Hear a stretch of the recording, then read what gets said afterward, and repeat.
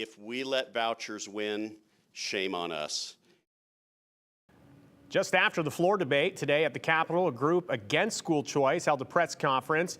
Aspen Shumpert was there in the room. Aspen, what was the reaction? What was the group there? Was this a bipartisan effort? Was this just the Democrats? Yeah, it was a bipartisan effort, and again, moments after that vote. So people weren't too happy with this group. Again, emotions were rised high as they found out what happened. This group includes lawmakers, but also public educators and taxpayers concerned about their public dollars going towards religious and private school tuition. Tabitha Miller, who is a public school teacher in rural Idaho, where they don't have options for kids to attend private schools, says she's worried that if a school choice bill is passed into law, it would only benefit certain Idaho families.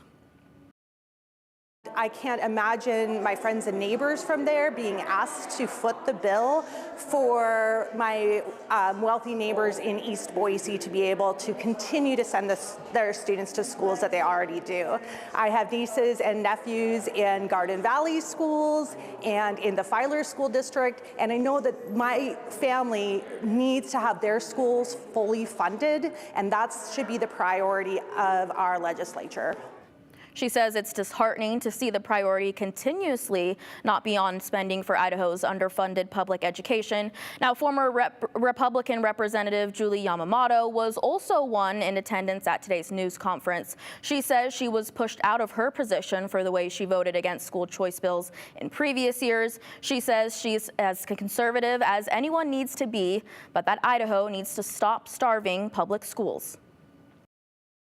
There comes a place when the facilities will not allow for that to be the case. And we saw example after example of failing infrastructure of people, and that they don't have the tax base to raise to pass a bond if they wanted to, or a levy.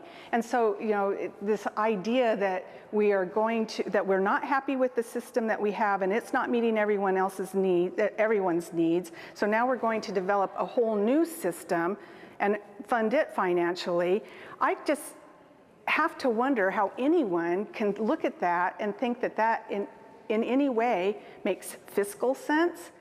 She says for years, public schools have done more with less, and now the reward for that seems to be keep doing even more with less. Now, Joe, we know Horman's bill is on to the Senate next. This group is urging people to get out and talk to their senators if this is not how they want public dollars to be used. Okay, we will jump right back in next week. Thank you so much, Aspen. School choice, big topic.